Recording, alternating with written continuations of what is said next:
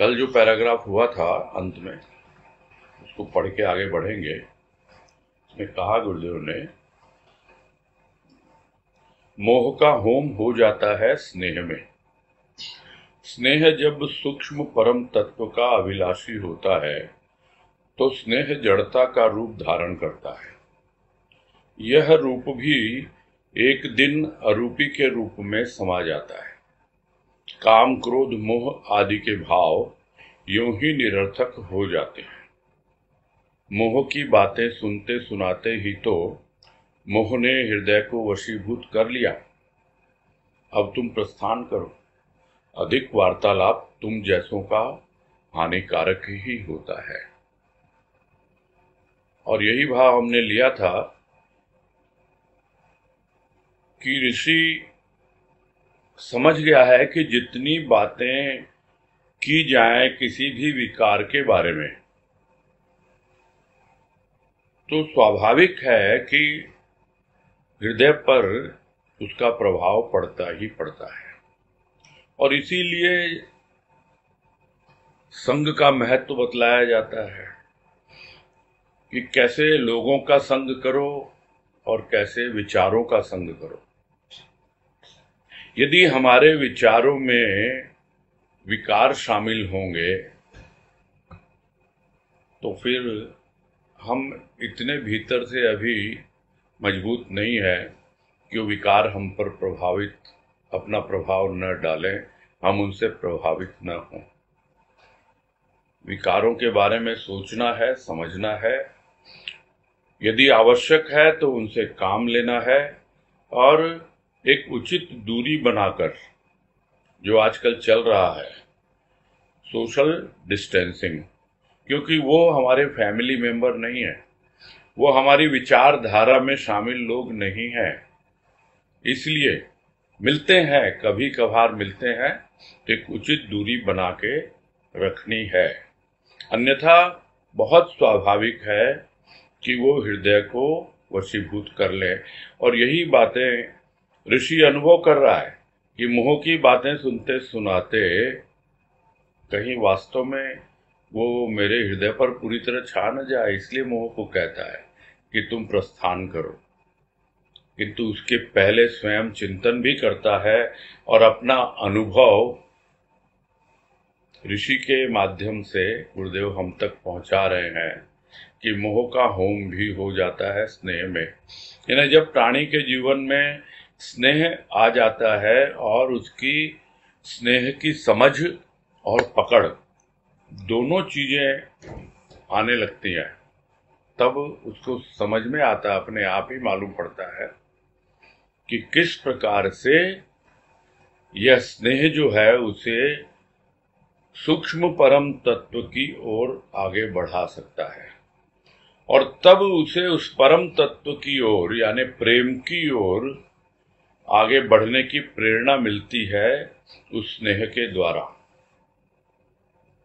और जैसे जैसे स्नेह प्रगाढ़ होता जाता है, वो ठोस होता जाता है, मजबूत होता जाता है और एक प्रकार से पूरी तरह से प्रेम का रूप ग्रहण कर लेता है। और यहाँ कह रहे हैं कि स्नेह जड़ता का रूप धारण करता है, यानी अब उस स्नेह का कार्य पूरा हो गया और उस स्नेह ने प्रेम का रूप धारण कर लिया। और वो प्रेम जो है वो भी अपना रूप अरूपी में विलीन कर देता है, यानी दोनों का रूप, प्रेम का रूप, परमात्मा का रूप, दोनों एक हो जाता है। और यही शायद अनुभव किया होगा लोगों ने जब कहा होगा कि प्रेम ही परमात्मा। वो परमात्मा है तो सही, ऐसा नहीं है कि परमात्मा छोटी छोटी जगहों पर नहीं है, किंतु उसमें से शुद्धता को पकड़ करके उसको और शुद्ध करते हुए पूर्ण रूप से जब वो शुद्ध चेतन तत्व प्रकट होता है, तभी मालूम पड़ता है कि रूप तो सबका है, बाहर का रूप है। प्रेम जो है वो एक सूक्ष्म तत्व है, सूक्ष्म रूप है। और जहां बाहर यानी स्थूल और सूक्ष्म दोनों ही समा जाते हैं उस अरूपी में, और वो अरूपी कोई और नहीं, वो स्वरूप ही है। और स्वरूप में जब दोनों रूप समा जाते हैं, स्थूल और सूक्ष्म, तब जाकर के पता लगता है कि ये जितने विकार हैं, काम क्रोध मोह इत्यादि, ये सब कोई काम के नहीं है, ये निरर्थक हैं। अन्यथा हमको लगता है जीवन में जो प्रश्न उठ रहे हैं बार बार, और जो अब हम चर्चा के बाद में लेते हैं, जिज्ञासा प्रश्नोत्तर की बातें लेते हैं, तब बार बार ये प्रश्न आते हैं कि एक और तो कहते हैं गुरुदेव कि मोह जो है कर्तव्य से विमुख करता है, तो क्या हमारा कोई कर्तव्य नहीं है अपने घर परिवार के प्रति? दूसरी ओर जब वो लोभ की बात होती है तब मालूम पड़ता है कि किस प्रकार संकुचित भावनाएं हो जाती है लोगों की, कितना वो रुपये पैसे को महत्व देने लगता है, और कितना उसके भीतर के भाव विचार इतने निम्न स्तर के हो जाते हैं, यानी बड़े ही नैरो माइंडेड हो जाता है प्राणी, बहुत ज्यादा। उसी तरह क्रोध में कितनी उत्तेजना आती है, तो क्या हमें जरूरत नहीं है? ये प्रश्न भी आया था कि हमें क्या क्रोध नहीं करना चाहिए? काम की बात तो इतनी सी है कि हम सब परिचित हैं, और किस प्रकार से काम भी हमारे होश का हरण कर लेता है, और हम कुछ सोच नहीं समझ नहीं पाते हैं। यानी ये सब भाव हमारे लिए कब निरर्थक होंगे, ये काम क्रोध मोह आदि के भाव, जब हम पूरी तरह से अपने रूप को विस्मृत कर, भूल कर, हमारा जो पूरा का पूरा अस्तित्व है स्थूल और सूक्ष्म, वो सब कुछ उस अरूपी में समा जाए, और वो अरूपी जो है वो अपने ही भीतर का स्वरूप है। तो मोह को विदा करने के लिए तो तैयार है ऋषि, किंतु क्या मोह विदा होने के लिए तैयार है? वो आगे पैराग्राफ में बता रहे हैं कि मोह क्षुब्ध हो गया, कहने लगा, ऋषि तुम मेरी सार्थकता कभी न जान पाओगे। सूक्ष्म स्थूल का विवेचन ही यदि व्यक्ति को बंधन मुक्त कर दे, तब तो सभी कार्य सरल हो जाएं, किंतु ऐसा होता नहीं। विचारों की तरंगें क्षणिक उत्तेजना देती हैं व्यक्ति को, किंतु स्थायी भाव के प्रदायक हम 6 भाई हैं, जिनके क्षय का स्वप्न देखने वाले तुम जैसे अनेक का आवागमन हुआ, किंतु व्यर्थ ही रहा। क्षय काम का, मोह का कब हुआ? देव ऋषियों के लिए भी हम चिंता का विषय बने रहे। फिर ये प्राणी किस आधार पर हमारा रहस्य समझ सकेंगे?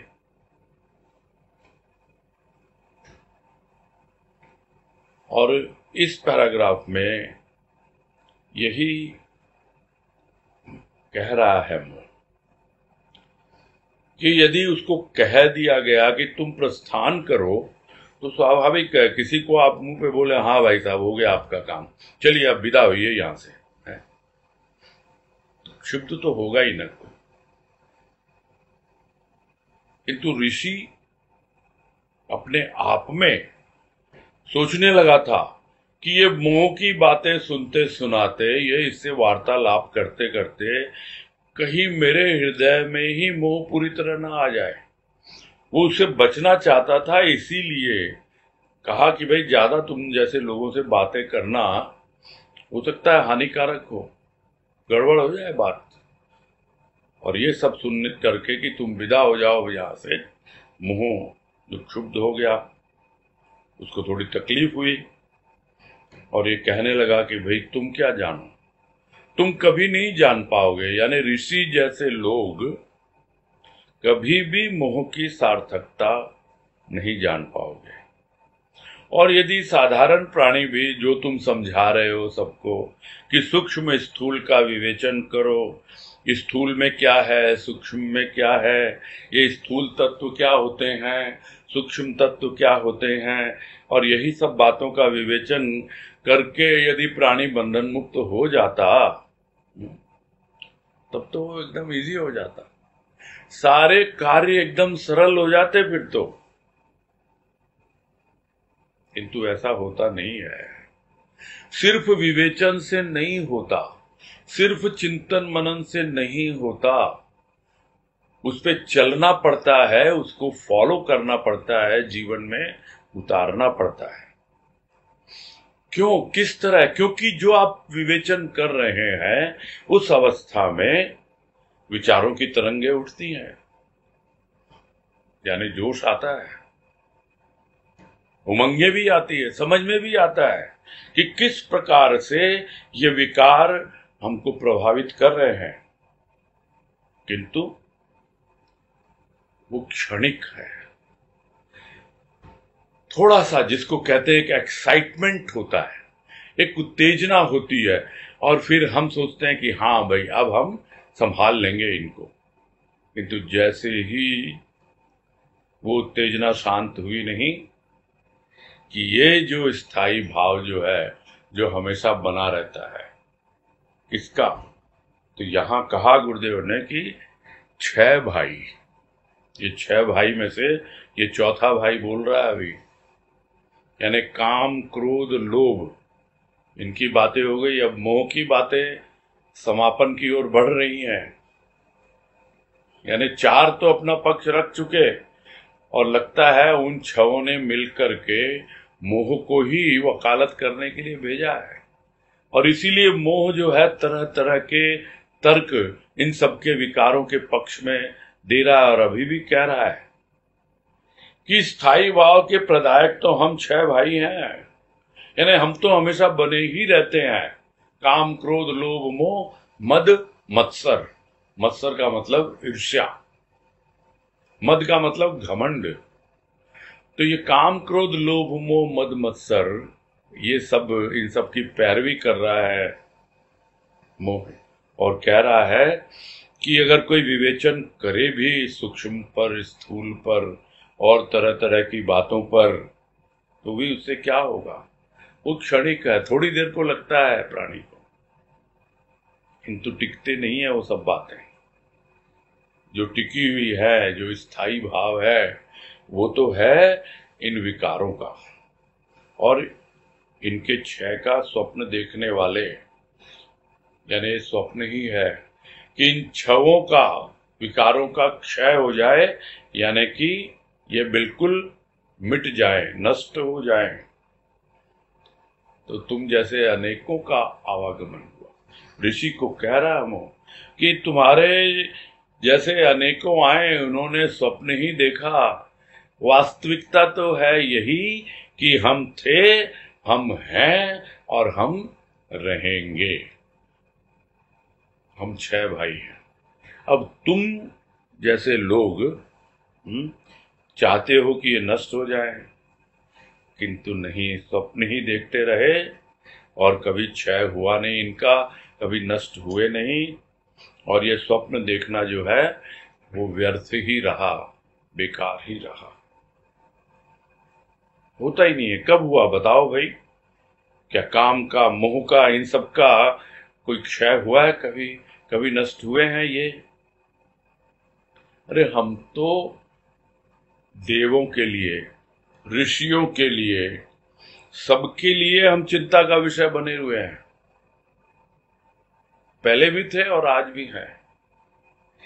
और फिर ये साधारण प्राणी जिनको तुम समझा रहे हो, ये कथोपकथन के रूप में, वार्तालाप के रूप में, ये साधारण प्राणी कैसे, किस प्रकार से रहस्य समझ सकेंगे हमारा?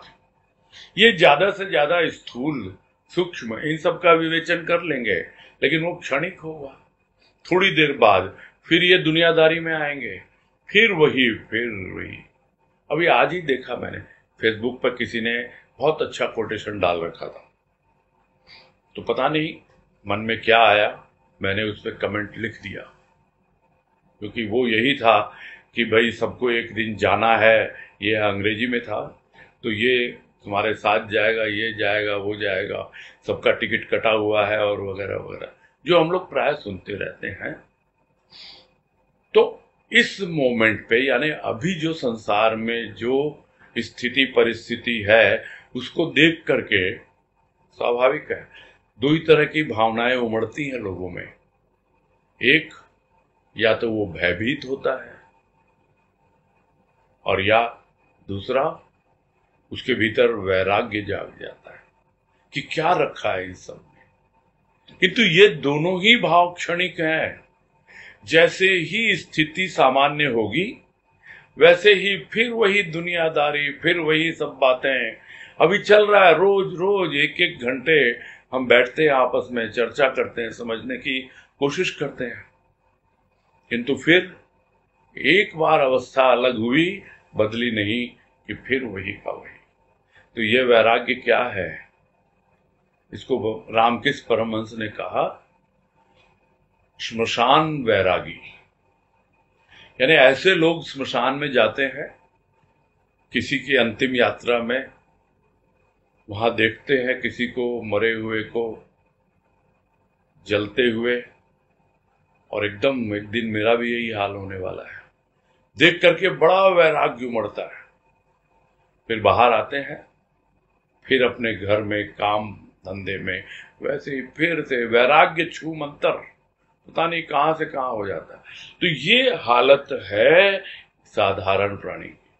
तो यही कह रहे हैं मोह का नाम लेकर गुरुदेव कि देवों को, ऋषियों को, इनको भी चिंता लगी रहती है मोह के बारे में या विकारों के बारे में, कि किस तरह से बचे रहें हम इनसे और कैसे हम इनका रहस्य समझें। तो फिर ये साधारण प्राणी ये क्या समझ पाएंगे, हमको क्या जान पाएंगे? ये मोह अपनी ओर से कह रहा है। तो ऋषि ने क्या उत्तर दिया, वो अगले पैराग्राफ में कह रहे हैं गुरुदेव कि ऋषि ने उत्तर दिया, आधार है स्नेह का, प्रेम का। विकारों का आधार तो विकार ही उत्पन्न करता है। जहां विकार हैं वहां ये 6 भाई अन्य सहायक भावनाओं के लिए स्थान बना देते हैं। एक से ही जब अनेक की उत्पत्ति, स्थिति और विनाश का कार्य संचारित होता है, वहां 6 विकारों का तुमुल युद्ध तो दर्शनीय बन जाता है। मोह जनित भाव तो भाव को अनेक अभावों से ग्रसित करता है। तुम्हारी उपादेयता तुम्हारी दृष्टि में महान हो सकती है, किंतु एक तत्व चिंतक तुम्हारी मनमोहक बातों की ओर कर्णपात भी नहीं करता। वह सब अनुभूति के आधार पर तुम्हारी सार्थकता तथा निरर्थकता का सतर्कता से अवलोकन करता है। अब साधारण प्राणी के लिए गुरुदेव रास्ता बतला रहे हैं कि क्या है तरीका रहस्य जानने के लिए, समझने के लिए, और मोह का नाम लेकर के, ऋषि का उदाहरण लेकर के कि ऋषि उत्तर दे रहा है, वो कह रहा है मोह को कि है भाई आधार है, तुम क्या समझो? आधार है जिसके भीतर स्नेह का, प्रेम का, वो समझ पाएगा। और तुम जैसों का विकारों का कोई आधार लेगा तो फिर गलत काम ही करेगा। विकार ही उत्पन्न होंगे, विकार से विकार ही उत्पन्न होंगे। इसलिए ये जो भी 6 भाई हैं, काम, क्रोध, लोभ, मोह इत्यादि, ये अन्य जो दूसरे और भाई लोग हैं उनको भी खींच के ले आते हैं। तरह तरह से सबके सब आ जाते हैं। जैसे होता है यदि आप सामना करें ना किसी एक का, तो अपने परिवार को पूरे को इकट्ठा कर लेता है, सब गाली गलौज मारपीट सब शुरू कर देते हैं एकदम। और ये किनके लिए ज्यादा होता है? जो बिल्कुल अनपढ़ है, जो बिल्कुल भी शिष्टाचार नहीं जानते हैं और आप उम्मीद करते हैं कि ये जो 6 विकार हैं ये कुछ शिष्टाचार जानते हैं, कुछ तौर तरीके जानते हैं? ये तो बस आते हैं, उठा के पटक देते हैं, बस और कुछ नहीं करते। इनका काम ही यही है। तो आप एक से पंगा लोगे तो सबके सब आ जाएंगे, इसमें कोई संदेह नहीं है। तो 6 भाई जो है अन्य विकार को पकड़ के ले आते हैं, और जितनी भी सहायक भावनाएं होती है उन सबके लिए वो जगह बना देते हैं एकदम। तो एक से अनेक होते ही तभी जानते हैं।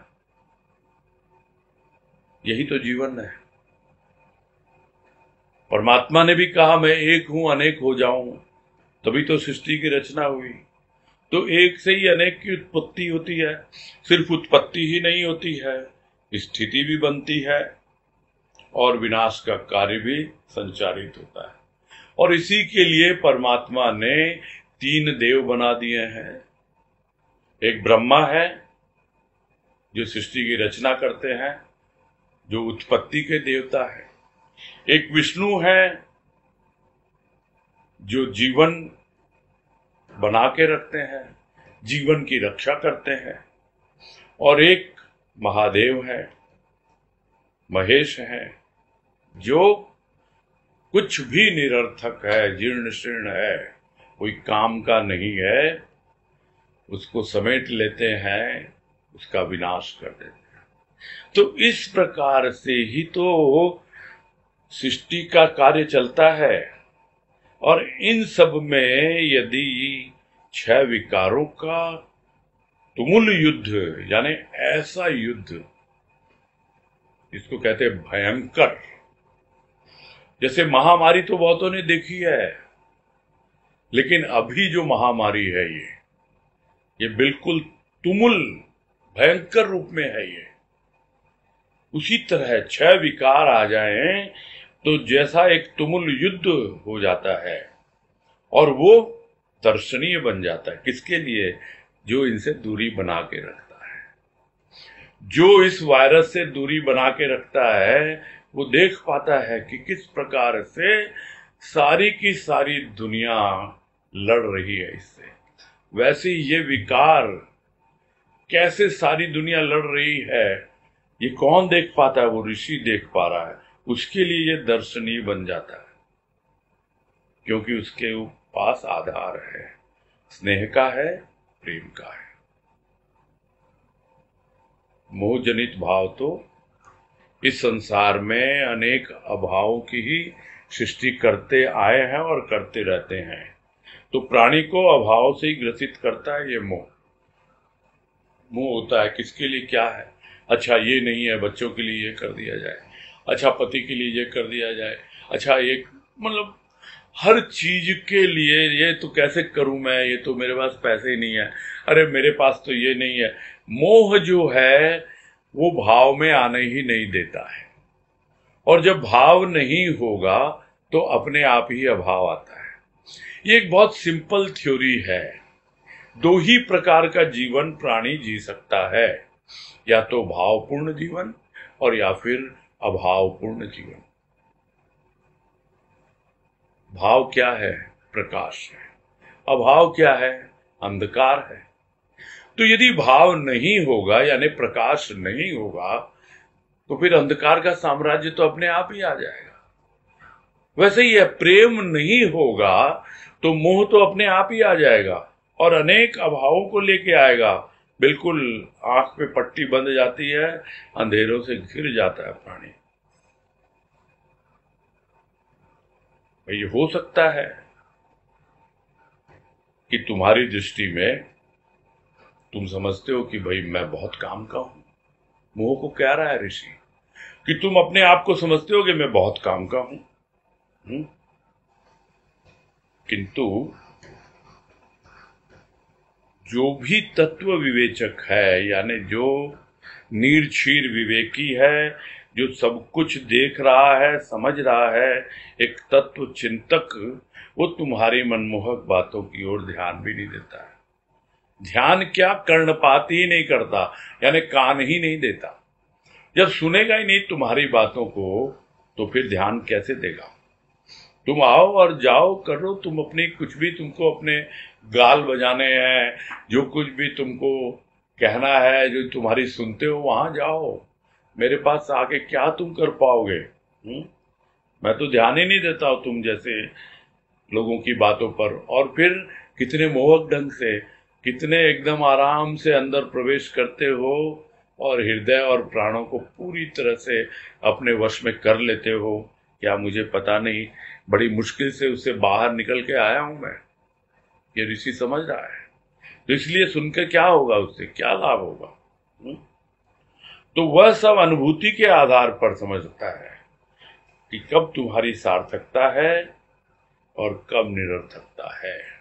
ऐसा नहीं कह रहा ऋषि कि तुम्हारी सार्थकता है ही नहीं, किंतु तुम्हारी सार्थकता और निरर्थकता का चलते फिरते अवलोकन नहीं करता, बड़ी सतर्कता से, यानी वेरी वेरी केयरफुली, खूब ध्यान पूर्वक देखता है। अब मुझे जरूरत है क्या मोह की?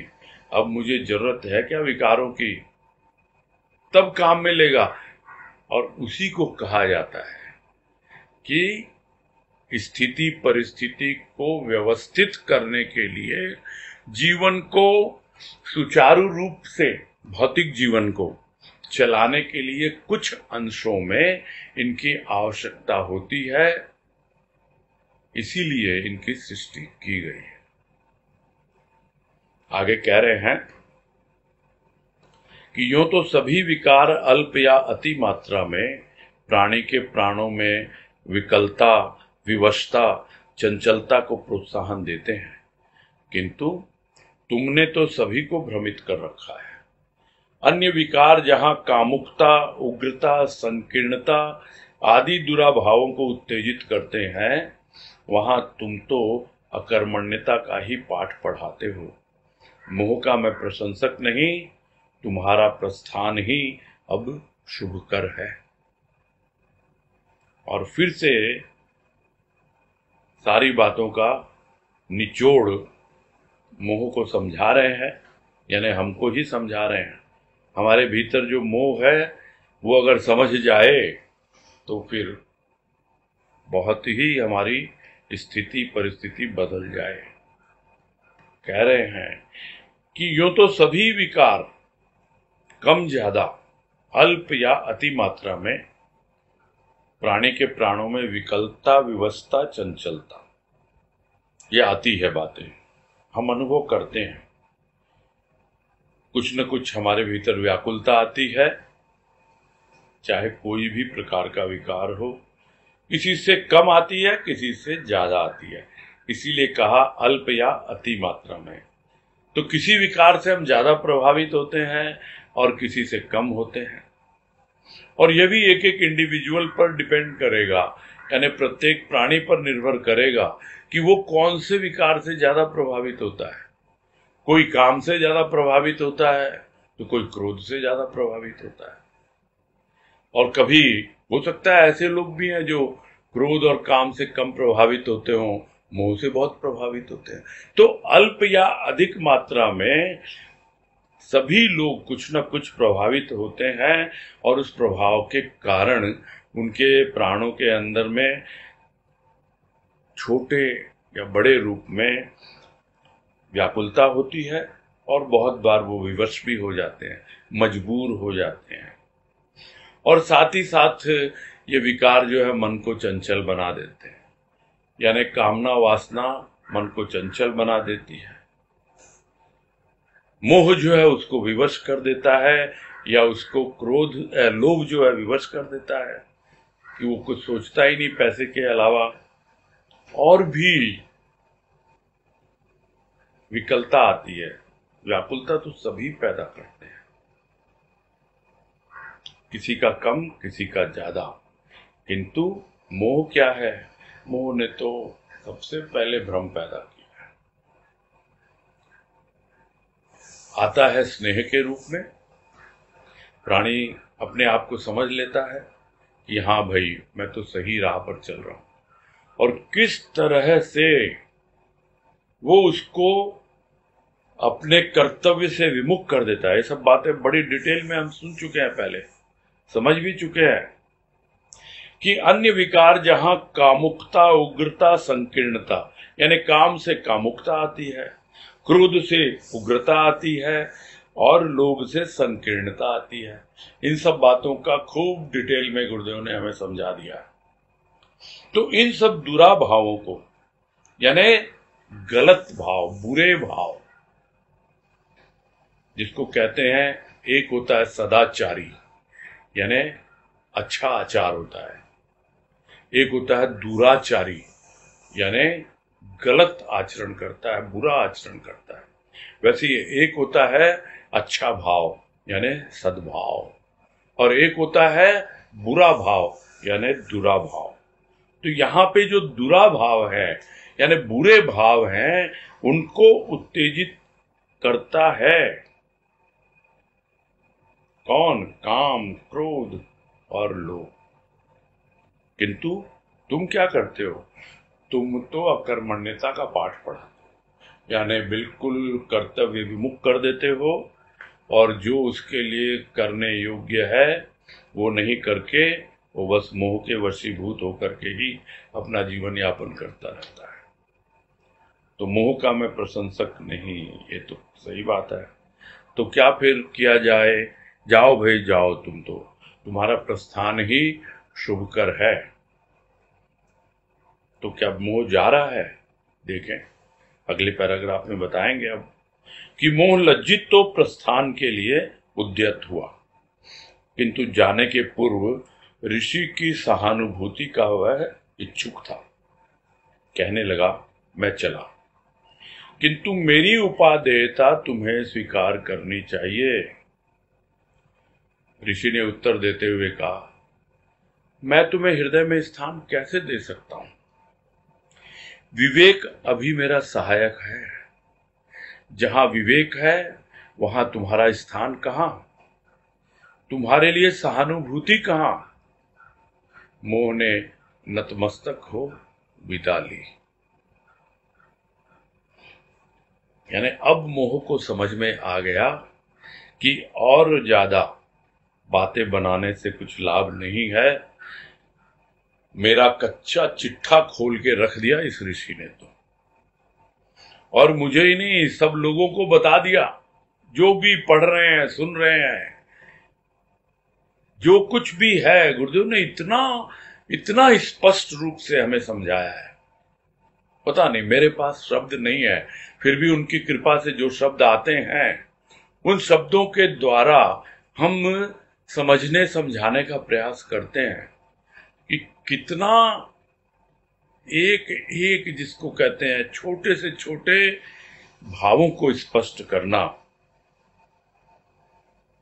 कि किस तरह है काम कामुकता पैदा करता है, किस तरह क्रोध उग्रता पैदा करता है, किस तरह लोभ संकीर्णता पैदा करता है, और मोह जो है अकर्मण्यता करता है। इतना क्लासिफाइड वे में बहुत कठिन है, कहीं पे भी हमने सुना हो, पढ़ा हो। खैर, कह रहे हैं कि मोह तो लज्जित हो रहा है, क्या करे वो? ऋषि सुन ही नहीं रहा, समझ ही नहीं रहा, वो अपनी कितनी बड़ाई कर ले, कितना ऋषि को ज्ञान पिला दे, लेकिन ऋषि तो यही कह रहा है कि भैया तुम्हारी बातों में मैं आने वाला नहीं हूं, अभी भी मेरा विवेक है, अभी भी मैं सब देख सुन रहा हूं, समझ रहा हूं। किंतु जाते जाते यही कह रहा है कि कम से कम 2 शब्द सहानुभूति के तो मेरे लिए कह दो।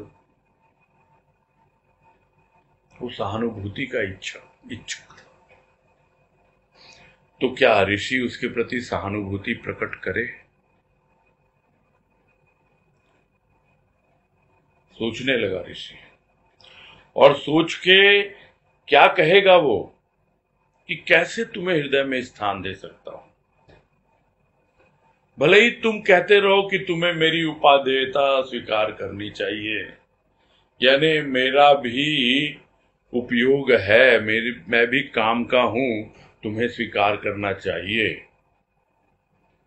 तो क्या ऋषि उसको बोल रहा था कि तुम्हारी आवश्यकता नहीं है? ये भ्रम क्यों हुआ मोह को? इसीलिए हुआ क्योंकि वो दूसरों को भ्रमित करता है। अन्यथा ऋषि तो कह ही रहा है कि भाई स्नेह को साथ में रख के यदि आप अपना जीवन यापन करते हो और उस स्नेह को बढ़ाते हुए प्रेम तक ले जाते हो और उस स्नेह का, प्रेम का आधार लेकर के आगे बढ़ते हो, तो धीरे धीरे विकार होंगे भी, समय समय कम होते जाएंगे और अपने आप ही अनुभव करेंगे हम कि इनकी कितनी उपादेयता है या नहीं है। हृदय में स्थान नहीं, हृदय में तो स्थान जिसका होना है वो हो चुका। यानी हमारे हृदय में तो हमारा प्रभु वास करने लगा और हम उससे प्रेम करते हैं। और यदि हम अपने प्रभु से प्रेम करते हैं तो स्वाभाविक कोई और दूसरा आ ही नहीं सकता वहां पर। कबीरदास ने तो कह दिया कि प्रेम गली अति सांकरी, जामे दो न समाए। जब मैं था हरि नहीं, अब हरि है मैं नहीं। अब मैं हूं ही नहीं कुछ, अब तो हरि आ गया, प्रेम रूप बनकर आ गया मेरे हृदय में। तो मैं कैसे तुम्हें अपने हृदय में स्थान दे सकता हूं? और उसके अलावा भी कुछ तो सोचने समझने की शक्ति है अभी भी मुझ में। अभी भी विवेक मेरा सहायक है। और विवेक है क्या? विवेक यही है कि हम अपनी गलतियों से सीखें, अपनी ही गलतियों से नहीं बल्कि दूसरों को गलती करते हुए देखें, उससे भी सीखें। हम दूसरों को सुधार पाएंगे कि नहीं पाएंगे ये एक अलग विषय है, किंतु दूसरों को गलती करते हुए हमें लगे ये गलत कार्य कर रहा है, तो कम से कम हम तो ना करें वो गलत कार्य। हम करते क्या है वास्तव में? दूसरा गलती कर रहा है, हम उसको पॉइंट आउट करते हैं, बताते हैं देख तू ये गलत कर रहा है, ये गलत कर रहा है। तो क्या होगा? क्या उससे उसका सुधार होता है? क्या उससे हमारा सुधार होता है? हम समझते हैं हमने दूसरे की गलती निकाल के अपना कर्तव्य पूरा कर लिया है। हमने क्या सीखा उस गलती से? अगर हमने सीखा होता, यदि हमारा विवेक होता, तो उस गलती को हम भी नहीं दोहराते। किंतु देखा यही जाता है, हम तो अपनी ही गलतियों को दोहराते रहते हैं। तो कहां गया हमारा विवेक? कहां गई हमारी जागरूकता? कहां गया हमारा चेतन भाव? सब बातें ही बातें होती हैं जब तक प्राणी जीवन में इनको उतारता नहीं है। तो ऋषि तो यही कह रहा है कि भाई जहां विवेक है वहां तो तुम्हारा स्थान है ही नहीं। तो जब तुम्हारा स्थान ही नहीं है तो तुम्हारे लिए सहानुभूति कैसे कर सकता हूं मैं? अब मोह बेचारा करे तो क्या करे? जाते जाते एक छोटी सी सहानुभूति मांगी और ऋषि सोच रहा है कि मैं तो एक छोटी सी सहानुभूति दे दूंगा, लेकिन जब दूसरों के सामने ये बात आएगी ना तो लोग कहेंगे हाँ भाई इन्होंने गुरुदेव ने सहानुभूति की है मोह के साथ, तो हमें भी इसको थोड़ी बहुत सहानुभूति देनी चाहिए। किंतु उन्होंने निष्पक्ष होकर के निर्णय लिया है। वो निष्पक्षता जब तक हमारे भीतर आती नहीं है तब तक हम हो सकता है किसी के प्रति सहानुभूति रखेंगे, किसी के प्रति नहीं रखेंगे। और अक्सर सुना जाता है कि आप सबके प्रति सहानुभूति रखिए, उससे क्या हासिल होगा? दूसरों को आने दीजिए अपने भीतर, वही बिल्कुल सावधानी रखिए ही मत। अच्छे बुरे सब तरह के लोगों की संगत कीजिए और सबकी गंदगी अपने ऊपर चढ़ने दीजिए। अरे जिसके पास विवेक होता है वो देख सुन करके ऐसे लोगों के साथ उठ बैठ करता है, ऐसे विचारों के साथ रहता है, ऐसे भावों के साथ रहता है, ताकि उसे बाद में पछताना न पड़े। इसको कबीर ने कहा, अब पछताए होत क्या, जब चिड़िया चुग गई खेत। यानी अब तो फंस गए मोह में, बचो, अभी भी बचो, बाहर निकल सकते हैं हम, हमारे साथ है गुरुदेव, हमारे साथ है उनकी कृपा। बस आज यही पूरा करते हैं।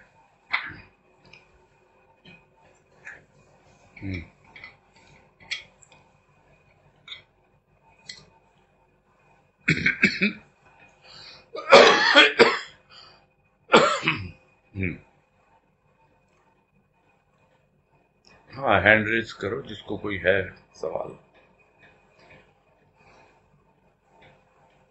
हाँ, तनुश्री।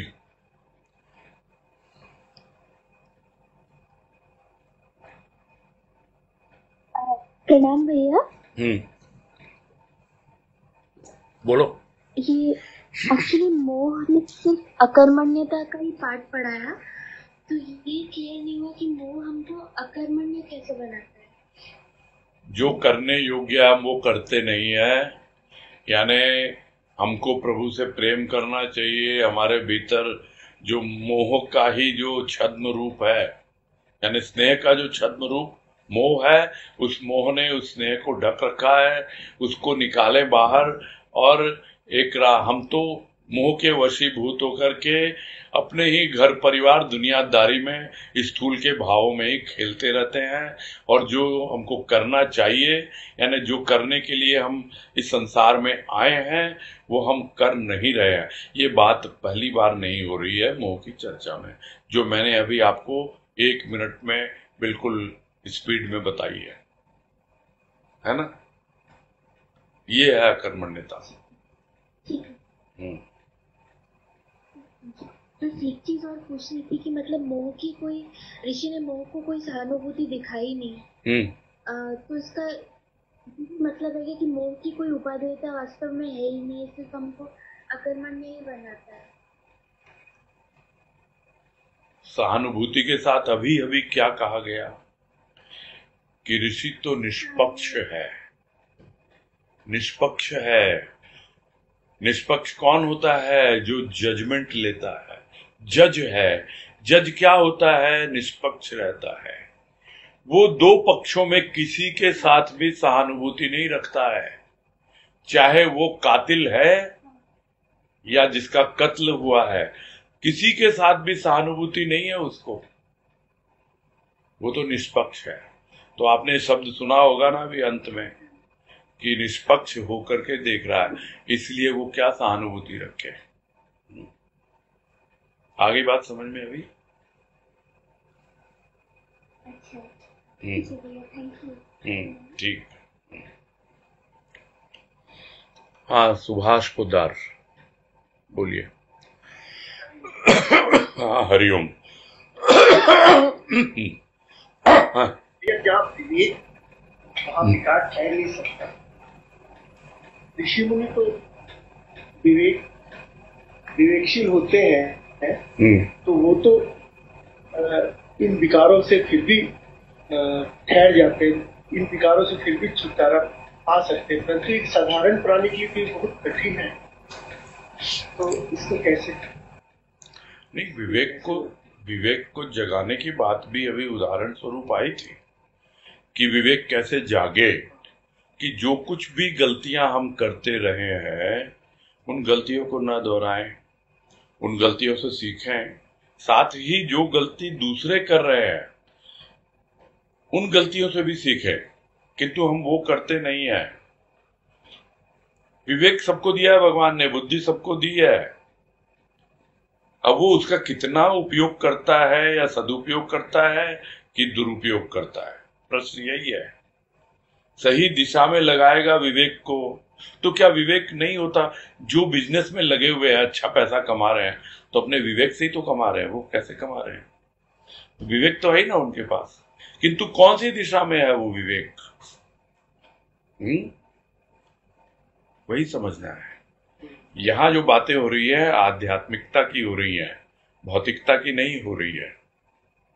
तो आध्यात्मिकता में जो विवेक चाहिए उसके लिए आपको अपनी जो भी गलतियां हैं कि आप मोह में फंसे हुए, आप लोभ कर रहे हो, कि आप काम और क्रोध, ये सब जो भी है ना, इन सबको जांचो, परखो, देखो, एकदम से ये आप पे हावी ना हो जाए। कितनी बार हम गलतियां कर चुके हैं अतीत में, यानी पास्ट में, और वो जो चीज है हम फिर भी अगर दोहराते रहेंगे तो इसका मतलब हमारे पास विवेक नहीं है। ऋषि के लिए तो आसान है, तो ऋषि क्या हम जैसा नहीं था क्या कभी? अरे गुरुदेव ने तो जीवन जी के दिखाया है। आपको ऐसे कई मिल जाएंगे जो कहते हैं कि गृहस्थ एक ऐसा आश्रम है जहां पर बहुत तप करना पड़ता है, इसका तप उसका तप, बड़ी ज्ञान की बातें सुनने को मिल जाएंगी आपको। लेकिन जब आप उनको देखेंगे तो वो गृहस्थ में नहीं रह रहे, वो खुद ही अलग एक आश्रम बना के रह रहे हैं। लेकिन गुरुदेव ने ऐसी कोई शिक्षा नहीं दी, कोई उपदेश नहीं दिया, खुद रहे गृहस्थ में, गृहस्थ में रह करके पूरा सब कुछ फेस किया उन्होंने, बच्चों को पाला पोसा बड़ा किया सब कुछ, और फिर अपना जीवन यापन किया। और एक संत का क्या जीवन हो सकता है गृहस्थ में रहते, वो हमको सिखाया है। तो कम से कम थोड़ा बहुत तो सीखें उनके जीवन से, है ना?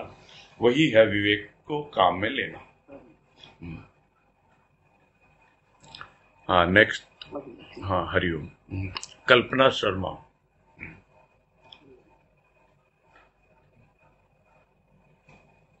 बोलिए कल्पना। हाँ, हरिओम भैया। हाँ, हरिओम, बोलिए।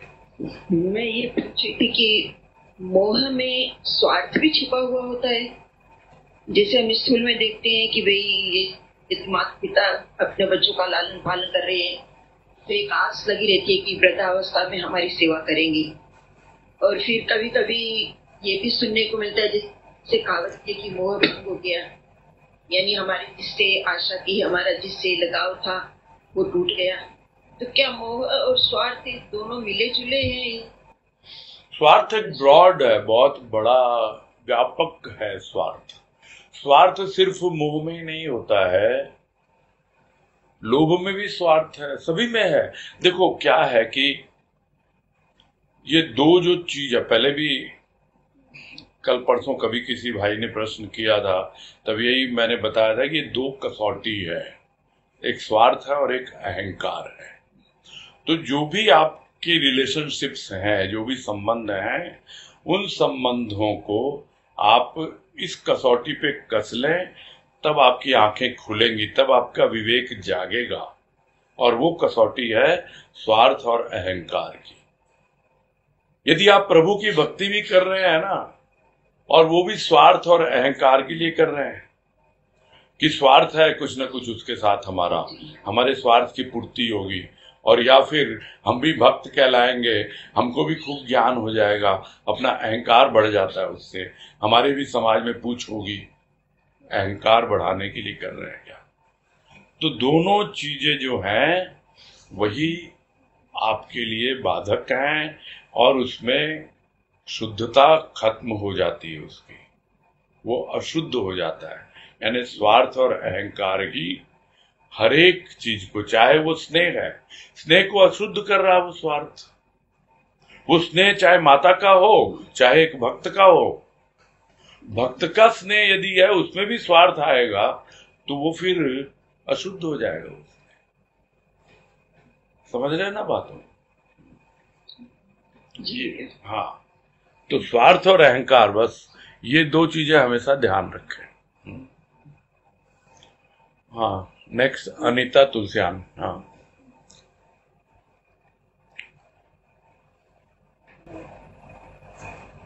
लोग और मोह के बारे में बातें हुई अभी, और लोग जैसे हम लोग कहते हैं कि प्रभु दर्शन का लोभ होता है हमको, और हम लोग सत्संग जाते हैं तो देखते हैं कि भजन गाने का प्रवचन का, चर्चा का, ये सब का भी लोभ होता है, तो ये भी लोभ विकार की श्रेणी में आएगा। और मोहन का मोह वो भी विकार की हद तक है। विकार तो है ही, विकार तो है, उसमें कोई संदेह नहीं है। किंतु जो बात उसके संदर्भ में आई थी, कृष्ण और गोपियों का एक उदाहरण आया था कि मोहन है, बांसुरी बजा रहा है और किस प्रकार से मोहित होकर गोपियां चली आ रही, तो क्यों कर रहा वो? तो वो उनके भीतर छिपा हुआ जो मोह है, प्रेम है, उसको प्रकट करने के लिए कर रहा है और मोह को कम करने के लिए कर रहा है। वैसे ही है, हम जाते हैं सत्संग में या हमको भजन गाने का या कुछ बोलने का, इन सब बातों का मोह होता है, कोई संदेह नहीं है, या लोभ होता है, कुछ भी कह दो उसको। किंतु वो किस लिए है कि हमारी वो चीजें और जो शुद्धता वो बढ़े। हम अहंकार बढ़ाने के लिए यदि भजन गा रहे हैं कि लोग बोले, हमको प्रशंसा करें, हमारी बहुत सुंदर भजन है, और या प्रवचन कर रहे हैं, हाँ लोग बोले अरे क्या सुंदर प्रवचन किया, तो हम फूले नहीं समाएंगे हैं। तो कौन फूले नहीं समा रहा है? वो हमारा अहंकार है, वही तो गुब्बारे की तरह फूल रहा है। उस पे कसौटी पे कसना है, हमको देखना है, बस, और कुछ नहीं है। अच्छी बात है, भजन गाएं निस्वार्थ भाव से, निरहंकार भाव से, डूब के गाएं, भाव में गाएं। गाने मिला तो गाएं, नहीं गाने मिला तो नहीं गाएं, किसी प्रकार का कोई मलाल न हो, तब जाकर के हमको पता लगेगा कि वो निस्वार्थ और निरअहंकार है। अन्यथा है उसमें विकार, है अलग रूप का है क्या? ये भी तो परिवार ही है, सत्संग भी तो एक परिवार ही है। क्या छोटा सा परिवार हमारा पति पत्नी बच्चों का ही है? ये भी तो बड़ा परिवार है एक। और वही सब चीजें यदि हम यहां पे करने लगे तो फिर क्या हुआ? फिर हम उस परिवार को यहां पे खींच के ले आए, और वहां पे जैसे होता है वहां उसी तरह यहां पे भी करने लगे। तो ये तो मानी हुई बात है कि वो विकार युक्त है, मेरे समझे। मैं तो यही कह सकता हूँ। उसके पीछे हमारा इंटेंशन क्या है, मेन वो बात तो इंटेंशन की बात हो गई ना। इंटेंशन क्या है ये आपको पता लग गया कि आप किस लिए गाना चाहते हो। नहीं कोई बोल देगा हमको तो बहुत एक्साइटमेंट हो रहा है, हमारे तो उमंगे उठ रही हैं, तरंगे उठ रही हैं। वो सब क्षणिक होती है, ये सब बातें भी आई ना आज, वो सब क्षणिक होती हैं। शांत होकर के जब देखेंगे आप, तब आपको मालूम पड़ेगा कि उसके पीछे क्या है, कौन सी चीज है जो आपको उछाल रही है ना। ठीक है, हाँ हरिओम। नेक्स्ट अजय झुंझुनवाला। बोलिए अजय। प्रणाम ताऊ जी, स्वाति बोल रही हूँ। हाँ हाँ हरिओम, बोलो। ताऊ जी एक जनरल कंफ्यूजन था। हाँ तो वो ये आ रहा है, जैसे आपने आज तो क्लियर किया इस चीज को, जब मोह बोल रहा है कि मेरी क्या उपादेयता है तो उसको तुम स्वीकार करो, तब गुरुजी बोल रहे हैं कि आपने बोला कि स्नेह के रूप में तो वो जरूरी है, और स्नेह के रूप में उसका उपादेयता है, नॉट एज मोह। तो जो ये पहले हम कल जो पढ़ रहे थे और परसों हमने जो पढ़ा, जैसे कल भी बोला गया कि प्रकृति तुम्हारी सहायक है और वो तुमको बढ़ावा देती है, और जैसे ये बोला गया कि वो मतलब पहले क्योंकि मोह आया और मोह के अंदर से स्नेह आया, ये वाली बात भी आई। तो इधर जब हम मतलब प्रकृति जो इसको मोह को बढ़ावा देती है, वो किस रूप में मतलब वो उसको क्यों सपोर्ट करती है, वो उसको स्नेह के रूप में सपोर्ट करना चाहती है कि वो उसको मोह के रूप में ही सपोर्ट करना चाहती है? दोनों रूपों में करती है। दोनों रूपों में करती है। बात तो थी ना उसमें कि एक प्रकृति जो है मोह से प्रेरित है और एक प्रकृति उस अज्ञात से प्रेरित है। ये बात था ना। बोलो तो लाइन पढ़ो, ढूंढ के निकालो। हाँ, है हाँ, वो है। हाँ, वो है, वो दोनों ही चीजें होती हैं, किंतु दोनों चलती है साथ में। ये तो चलता ही है साथ में, पूरी सृष्टि में चलता है ऐसे ही। हमारे जीवन में जो चीज पहले अनुभव में आए वही, उसी को पकड़ के हमको उसको शुद्ध करना है। यदि शुद्ध वस्तु ही पहले पकड़ में आ गई तो उसको अशुद्ध नहीं होने देना है, और अशुद्ध आई तो शुद्ध करना है। बस इतनी सी तो बात है। चाहे मोह पहले पकड़ में आए या स्नेह पकड़ में आए, स्नेह की तो उपादेयता ही है, उसको पकड़ के तो हम आगे बढ़ेंगे, उसको पकड़ के ही तो हम प्रेम को अनुभव कर पाएंगे। जो इस लाइन में बोला, कल बोला, जो आज फिर से रिपीट हुआ था, है ना, जो पिछला पैराग्राफ, हाँ, उसमें बहुत अच्छी बात कही है गुरुदेव ने कि स्नेह जब सूक्ष्म परम तत्व का अभिलाषी होता है तो स्नेह जड़ता का रूप धारण करता है, यह रूप भी एक दिन अरूपी के रूप में समा जाता है। ये दो लाइनें यदि हम पूरी तरह से समझ लें और आगे बढ़ते चले जाए ना, तो स्नेह जो है प्रेम में बदलेगा और वो प्रेम जो है पूरी तरह से उस परम तत्व में समा जाएगा, यानी अरूपी के रूप में समा जाएगा। इस बात को जब तक हम ध्यान पूर्वक नहीं करेंगे ना, तो हम इसी तरह है, जो होता है ना फिल्मों में दिखाते हैं, दो पक्ष हैं, है ना, वो आपस में बहसबाजी कर रहे हैं, कभी उसका तर्क अच्छा होता है, कभी उसका तर्क अच्छा होता है। ठीक है, जज को तो जजमेंट लेना है, तो हम एज ए जज देखें, जितना हमारा विवेक होगा, जैसा हमारा इंटेलेक्ट होगा, विवेक, उसके आधार पर ही हम जजमेंट ले पाएंगे। इसलिए बहुत जरूरी है कि हम अपने विवेक को और परिमार्जित करें, जिसको कहते हैं अपनी ब्रेन को शार्पन करें।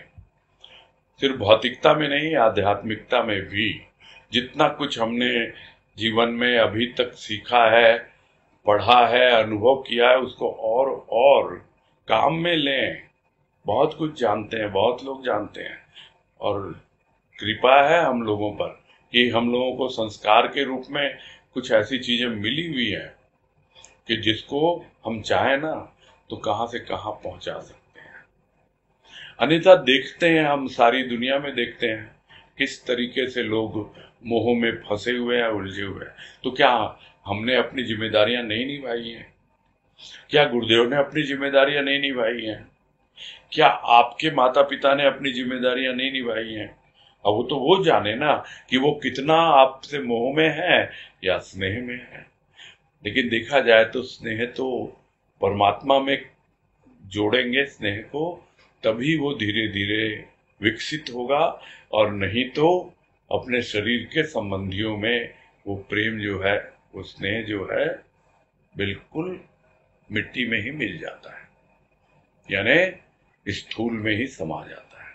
बस इतना सा समझना है, और कुछ भी नहीं है ना। मुझे उम्मीद है सब क्लियर हो गया होगा अभी। हाँ है ताऊ जी, एक और डाउट था। जैसे हम बोल रहे कि कर्तव्य हमारा यही है कि हम भगवान जी को पाने के लिए आए हैं, और इस चीज से हमको ये विकार मतलब उसे हटा देते हैं। हाँ, तो हाँ। जो बाकी जो लोग चीजों से ड्रिवन होते हैं, मतलब कोई आविष्कार कर रहा है, कोई फ्रीडम फाइटिंग कर रहा है, कोई कुछ और कर रहा है, तो वो भी कोई विकार से ही आदमी आगे बढ़ रहा है, और उस केस में भी क्या वो अपने असली पर्पस से हट के चीजों को कर रहे हैं? ये जनरल सपोर्ट। ये सबकी अपनी अपनी दृष्टि है। यहाँ जो दृष्टि है वो संतों की दृष्टि है।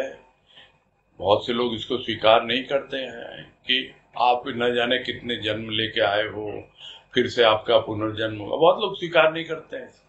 वो तो यही मान के चलते हैं यही जो है जन्म हमको मिला है और इसको खा लो पी लो मौज कर लो, वो करना है। कुछ लोग बोलते हैं भाई देश भक्ति से बड़ी कोई भक्ति नहीं है। कुछ लोग कहेंगे कि आप तो भाई अपना लग जाओ किसी भी चीज में। तो सबका अपना अपना जीवन है। यहाँ जो बातें हो रही हैं वो हो रही हैं संत की दृष्टि में। अगर हम उससे एग्री करते हैं, यदि हमको समझ में आती हैं ये सब बातें, तब तो हम इस पे चले। कोई जबरदस्ती करता ही नहीं है भगवान किसी के साथ। फ्री विल का मतलब यही है जो शुरू में बातें हो रही थी, जो तन और मन के संदर्भ में भी बातें हो रही थी। आप स्वतंत्र हो, जो भी करना है करो ना, अच्छा बुरा कुछ नहीं है। साइंटिस्ट कर रहे हैं उनको वो अच्छा लगता है, देशभक्ति कर रहे हैं उनको वो अच्छा लगता है, कोई स्मगलिंग कर रहा है उसको वो अच्छा लगता है, जो चोरी डकैती करता है उसको वो अच्छा लगता है।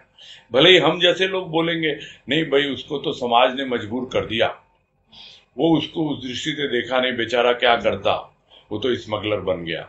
अब ठीक है, तो सब अपनी अपनी दृष्टि से देखते हैं, हमको अपने ढंग से देखना है, हमारा जीवन है। और जब तक आप अपने आप को दुनिया क्या, मैं तो कहूंगा परिवार से भी डिटैच नहीं करते हो, अपने शरीर के संबंधियों से, चाहे पत्नी पति से या फिर बच्चों से, और पति बच्चों से, पत्नी से, एक अलग आपकी जब तक आइडेंटिटी आप अनुभव नहीं करते हो फैमिली में, तब तक आपका कुछ भी विकास होना बड़ा कठिन कार्य है। बस इतना कह सकता हूं। दूसरों को मत देखो, आप अपने आप को देखो। स्वार्थ नहीं होना चाहिए। आपकी जो ड्यूटीज है पेरेंट्स की बच्चों के लिए, बच्चों की पेरेंट्स के लिए, ये सब करते जाओ, लेकिन आप उसका अपना एक उद्देश्य आपका क्या है, यदि आपको वो समझ में आता है तो उस पर आगे बढ़ो, और नहीं तो एंजॉय द लाइफ, जियो ना जैसे जीना है। क्यों इसमें दिमाग खपाएंगे हम, क्या जरूरत है? तो जो लोग नहीं है, इतने सारे गुरुदेव बोला करते थे कि इतना बड़ा संसार है, चलो छोड़ दो। वो तो कहते थे, कलकत्ते में रहते थे कि कलकत्ते में रह रहे हैं हम, इतने सारे लोग रहते हैं कलकत्ते में, सब अपनी अपनी मान्यता के अनुसार, कोई चर्च में जा रहा है, कोई मंदिर में जा रहा है, कोई गंगा स्नान कर रहा है, कोई कुछ कर रहा है, कोई कुछ कर रहा है, और हम यहाँ बैठे हुए सत्संग कर रहे हैं। देखो कितने लोग हैं यहाँ पे। तो सबकी अपनी अपनी सोच है, समझ है, उसी के अनुसार जाते हैं लोग। तो दूसरों के बारे में कुछ भी सोचने से फायदा नहीं होना है। हम अपने बारे में सोचें, जीवन हमारा है। तब जो कहा जाता है ना, 1000 बार सुना होगा, अकेले आए हो अकेले जाना है, तब वो अकेलापन वो आपको मालूम पड़ेगा, है ना? तब जिएंगे आप उस अकेलेपन को। हाँ, ठीक है जी। हाँ, हरिओम हरिओम। चलो फिर पूरा करते हैं अब।